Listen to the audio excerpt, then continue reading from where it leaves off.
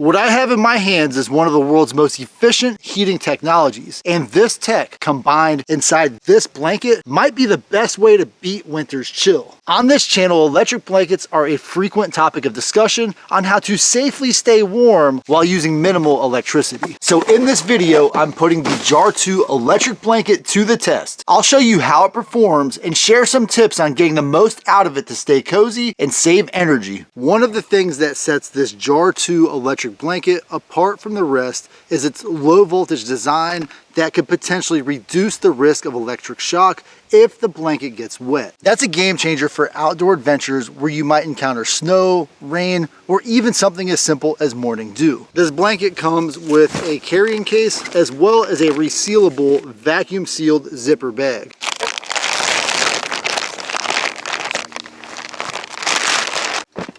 The most important feature of this heated blanket that truly sets it apart from other blankets is its aerospace grade nanocarbon heating element technology. The reason this is so important to me is when I use a traditional electric blanket, it has what essentially feels like a bunch of wires running through it in a serpentine pattern. And by using those serpentine patterns, the electric blanket will have hot spots wherever those wires are, but the rest of the blanket will essentially not be hot. And that's where this piece of technology comes into play. The heating element in the blanket is essentially the same as this thin piece of material inside my hand. As you apply electricity to this thin material, it heats up the blanket uniformly. And because this blanket heats up uniformly, it will deliver heat within 1 minute of plugging it in. And this charger has gallium nitride technology in it, which makes it even more efficient. Later in the video, I'm going to test this on all of its settings to see how much power it actually pulls from my AC inverter. And so far, I only truly have one gripe with this blanket. And that gripe is that this blanket, for me, is just a little too small. This blanket measures 50 inches wide by 60 inches tall. I come in at just about 70 inches. So if I wanted to cover my entire body, I'd be about 20 inches short. And so while this is essentially a perfect campsite throw, for me it's just a little too small to be the perfect off-grid heated blanket. So my only recommendation to Jartoo would be to make a extra large size one of these. I do understand that would pull just a little more electricity, but it would give me a lot more sense of comfort, especially when using this for a camping blanket to keep myself warm. But if you want to stand around and if you have access to electricity, this does have two little snaps that when you snap it together will allow this thing to cover you essentially like a shawl. Something that really sticks out to me with this Jartoo electric blanket is one of my first observations, which is that this blanket doesn't have any of those bumps associated with the wires. So that thin layer of aerospace grade nanocarbon technology feels very comfortable. In fact, it feels like it probably holds its own heat in,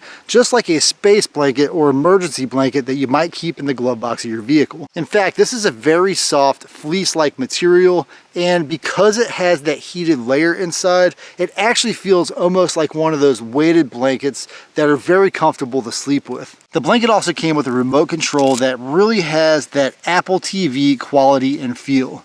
On top of that, the blanket can be used to set the temperature from low, medium, or high, as well as set the automatic shutoff. This heated blanket has timers anywhere from 2 hours to 10 hours in 2-hour increments. The remote is USB-C rechargeable, and it does have somewhat of a dim display. So I did say this blanket runs off of 24 volts DC. It does have this AC wall charger, and this AC wall charger puts out 24 volts and 4 amps, or just about 96 watts. Another thing that I would like to see in a product like this is a 24 volt adapter for those folks that like to use heated blankets with their off-grid power stations. That being said, this thing does have that gallium nitride technology, which means this is about 30% more efficient than a traditional electronic. To plug the blanket in, you're going to want to find the label, and very close to the label is a tiny hidden zipper, and inside of that hidden zipper is the power cable attachment. As soon as I plugged it in, it shot straight up to 73 watts of power draw. And at 73 watts, I'm getting about 95 degrees of temperature inside the blanket. Surprisingly, cycling through all of the other settings doesn't actually change the amount of power that the blanket pulls from my power station. And I've got this blanket set on level 6, which is rated to put out about 135 degrees Fahrenheit, and this thing is toasty warm. So I've had a little bit of time to put the Jartoo through its paces. And I have a few thoughts that I want to share not only with Jartoo, but with you as a potential purchaser of this product. And first, I want to address this button. The button is very efficient. I can hit it, and the color code lets me know where I'm at, with red being the highest level.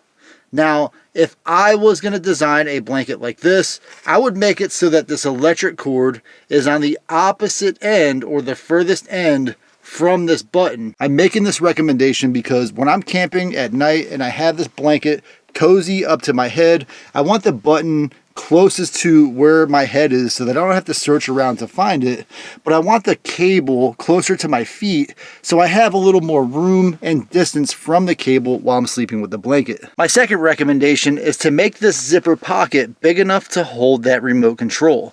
Over the last day or two, I've lost the remote control. I'm sure I'll find it pretty soon, but because I've lost it, I no longer have access to the timeout settings for the blanket. Due to that aerospace nanocarbon technology, which at first might sound like a gimmick, the Jartoo electric blanket does have very consistent and uniform heating. For that reason, I would consider using this essentially as a mattress topper when I'm out camping. So I would put this on top of my mattress and put another blanket on top of me where that heat could radiate upwards from underneath me. With a regular electric blanket, I wouldn't really recommend that because of those wires that if you lean a certain way will put a pressure point on your body, but this blanket essentially has no pressure points. Comparing the level settings to most electric blankets that I deal with, they usually have a low, medium, and high setting.